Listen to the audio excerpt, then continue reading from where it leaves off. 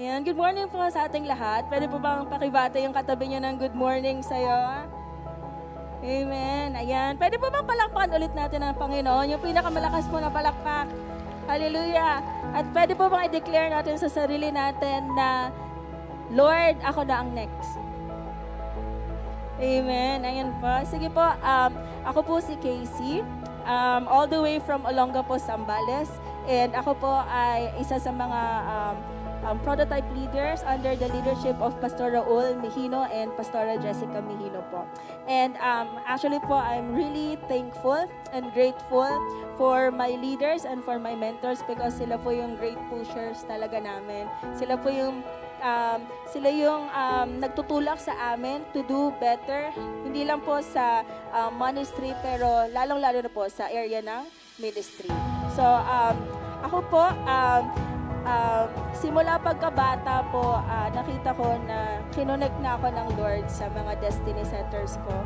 Dati po hindi ko maintindihan, pero simula bata po, kung saan sila magpunta, nandun din ako. Yun pala, little did I know, nire-ready na pala ako ng Lord kasi ako pala ay dinalaga niya bilang back armors nila. So very thankful po ako sa kanilang mga buhay as well as for the pastors po na nagpupush sa amin dito, kila Pastor Nonon, Pastor Ratini, sa national leaders po namin, si Pastor Junel and Pastora Maluliwanag po.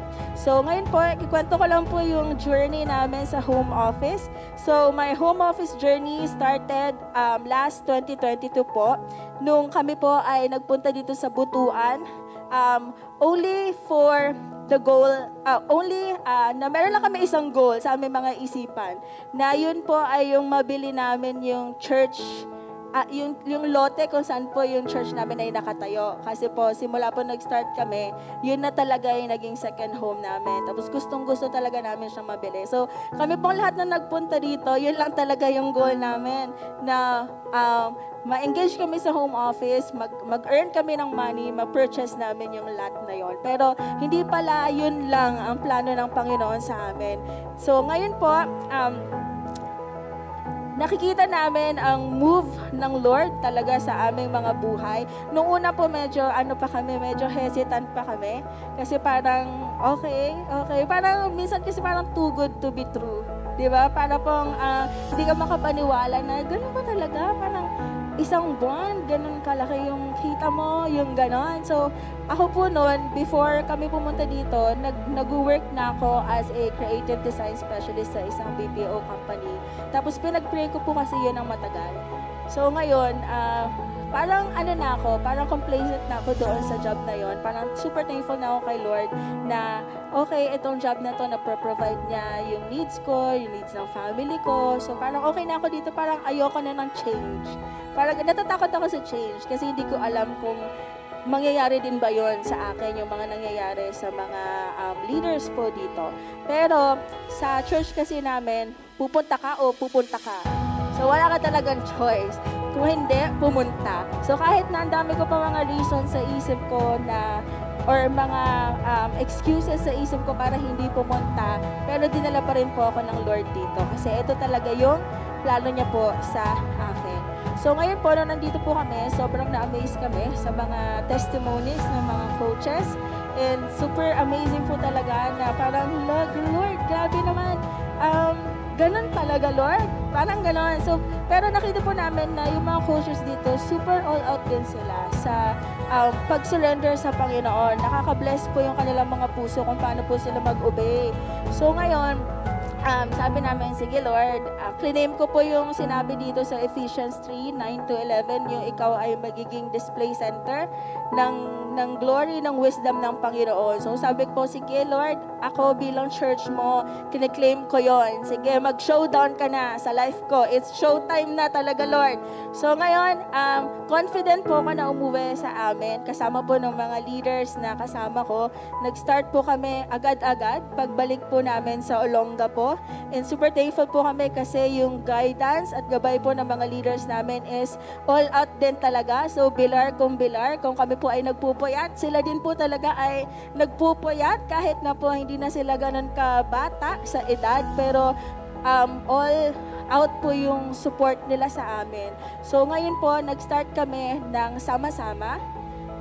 bilang mga, as a church, sama-sama kami nagbibilar, sama-sama kami nag-a-apply and all. Sa mga unang months po, parang medyo nakaka-discourage kasi parang walang nagre-reply, wala kaming ma-receive na kahit ano. Pero, nalaman namin na yung season pala na yon or yung month na yon, ganun pala talaga kasi nasa bakasyon sila. Pero after, pagpasok po ng 2023, doon na namin na-receive yung mga invites for interview and all. So, sobrang nakaka-overwhelm po kasi ang daming mga pumapasok na mga interviews. And then, after po nun, nag-land kami sa mga clients. Una po ako, by personal experience, nag-start siya sa project-based na clients. Pero dahil sa kabutihan ng Panginoon, naging full-time clients po siya hanggang sa nadagdagan. Tapos super amazing po kasi nung first year ng pag-home office namin, of course, meron po mga challenges until ngayon naman po. Pero last year po, pinakita talaga ng Lord yung power niya. Yung sinasabing rakrakan talaga, yung grabe talaga, Lord. Kasi hindi lang ako nag-increase 100% pero more than pa po nun. So that's why I was able to give my first fruit na almost 500,000 sa aking mga pastors po. So super, kung ako po, titignan ko na kung ako lang, kasi ako po ay isang simpleng kabataan lang naman na nakaupo sa church, nagtatago sa mga poste ng church. Pero gagamitin ka talaga ni Lord kung gusto kang gamitin ni Lord. Pero kasulad nga po ng sabi ng mga pastors natin kahapon na you have to do your part. Kasi si Lord, sure naman na gagawin niya yung part niya. So ngayon po, I committed myself into the ministry, into the work of the Lord. So kami po, nagsimula po kami magbukas ng mga simbahay sa aming simbahan.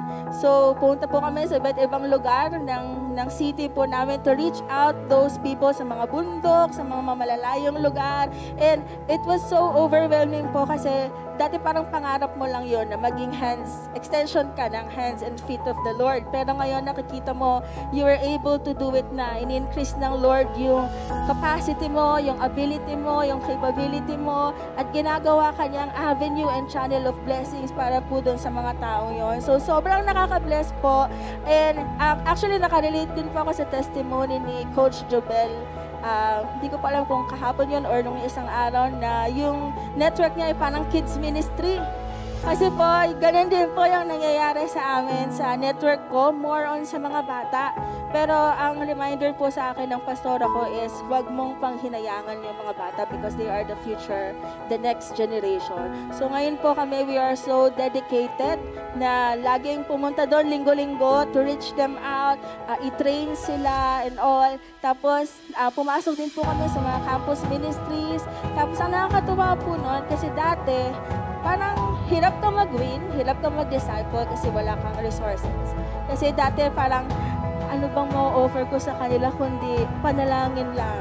Siyempre po, importante ang panalangin, di ba po? Pero minsan ng mga tao, meron silang, they need more, di ba? They need you to help them financially, gano'n. O kaya pag may kailangan sila, you're able to provide for them. Pero ngayon po, ginawa yun na posible lahat ng Panginoon. Kasi meron na kaming nadudukot sa mga sarili namin bulsa. Parang hindi na namin kailangan maghintay pa ng parang support ng church para kami po ay maging able to help those people. Pero ikaw mismo galing sa sarili mong savings or galing sa sarili mong bangko, you're able to extend help to those people. At nakaka-amaze po kasi parang kung titignan mo noon, parang di mo yun kaya, pero ngayon parang grabe, Lord, parang ang bilis na lang. Totoo po yung sinabi na pag si Lord, intention niyang i-bless ka niya talaga. At gagawin niya yon ng swiftly and sweatless. Kasi yun po yung nangyayari sa amin ngayon. Talagang ma-amaze ka na lang talaga. And then hindi lang po yon, si Lord nagbibigay siya ng mga bonus. Kasi syempre nakikita niya rin yung pagpapagal mo, yung hard work mo. So ako po, I was able to travel na rin sa kung saan man ako idala ng Panginoon. Dati po parang saan nakukuha ng pera, saan nakukuha ng pang ganto, ganyan. Pero ngayon parang yes na lang ng yes kapag meron pong ang invitation yung mga leaders namin, pastors namin, sige po, let's go, punta tayo dyan. So, I'm able to go po.